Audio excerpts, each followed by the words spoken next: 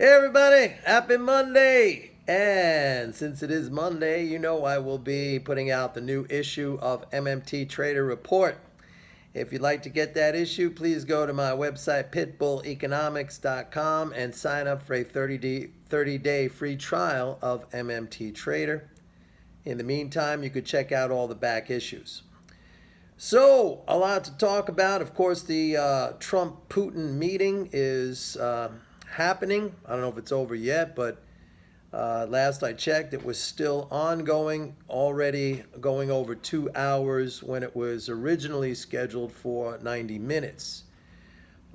So, we could get some market moving headlines out of this. I think they're going to have a news conference when the whole thing is over. I am looking at the oil market in a very sharp liquidation today. Makes me wonder, has Trump and Putin come up with some kind of an output agreement on oil? Now, one could make that argument. It seems a little bit suspicious that we have such a sharp decline in oil today with this meeting going on.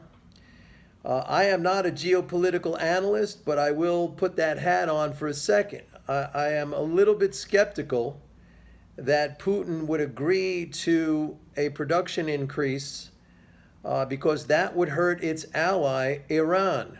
And I don't think that Putin wants to do that. But again, I am not a geopolitical analyst, and I could very well be wrong on that. Putin may see the prospect for better relations with the United States as more important than defending Iran's oil export position. All right, so that may be happening, and the insiders, so to speak, they might know of this and they might already be selling. And let's face it, there was a large speculative position, long position in the oil market, so that is undergoing liquidation right now, or at least partially.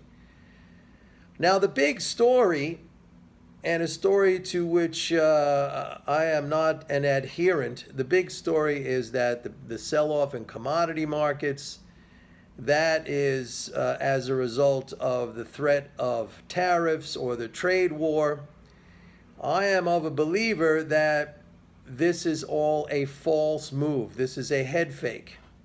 And I continue to point to record levels of fiscal stimulus in the United States and elsewhere.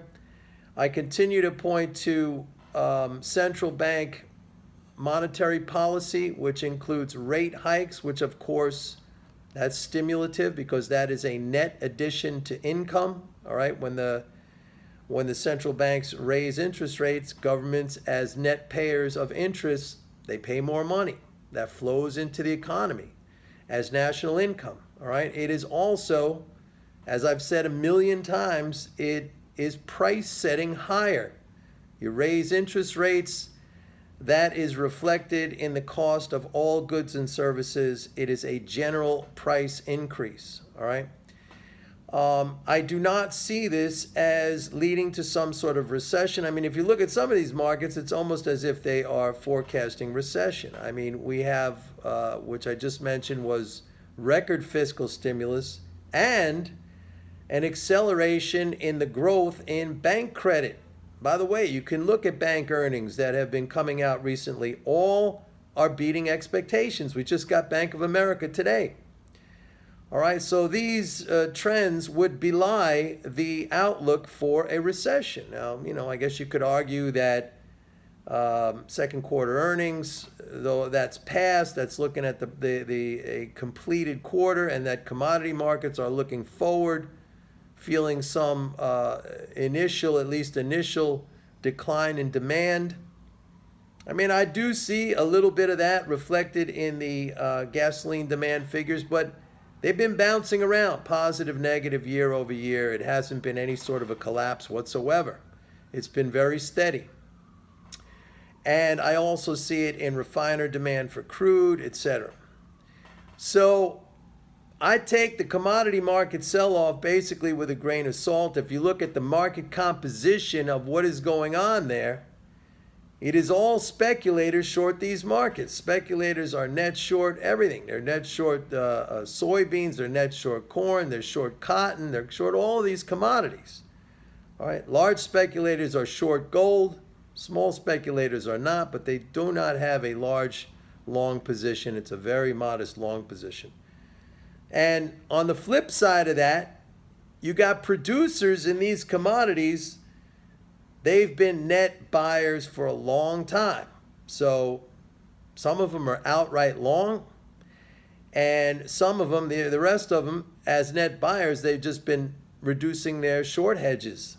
So, I mean, all this stuff does not add up. If the producers are seeing weaker demand, you better believe they'd be increasing their short hedges. But I just, in the market composition, in the positions, in the futures market, I don't see that happening. Okay. You have also, if you look at the 10-year Treasury, the yield on that is not collapsing. We're still around 284, 286. All right. If a recession was coming, I bet you'd see that thing really drop like a rock.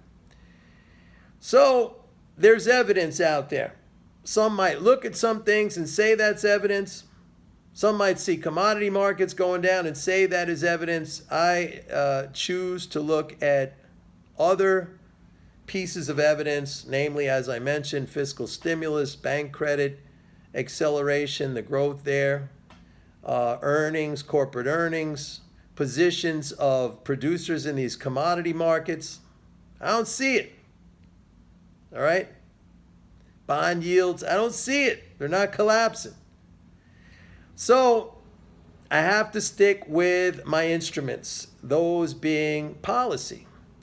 And yes, you could argue that there's been a change in policy with the trade war, but I have discussed that. I believe ultimately it is a stimulus. With the United States, the largest economy in the world, only using 78% of its industrial capacity, the tariffs incentivize more domestic production. And that means growth will ramp up. I see growth ramping up. So that is my position. By the way, dollar is looking a little bit weaker today. We had another attempt at a dollar rally on Friday, which stalled out. We settled lower today, testing a little bit more of the downside, but still well within the ranges that we have been seeing now for 4 months. See how that plays out. So anyway, new issue of MMT Trader coming out. We added a stock last week. All right, if you want to find out what that stock is. By the way, for those of you who are not subscribers, I send out many, many emails during the course of the day, updating, advising, making observations on what's happening in the markets. So you get all that when you sign up for the free trial of MMT Trader.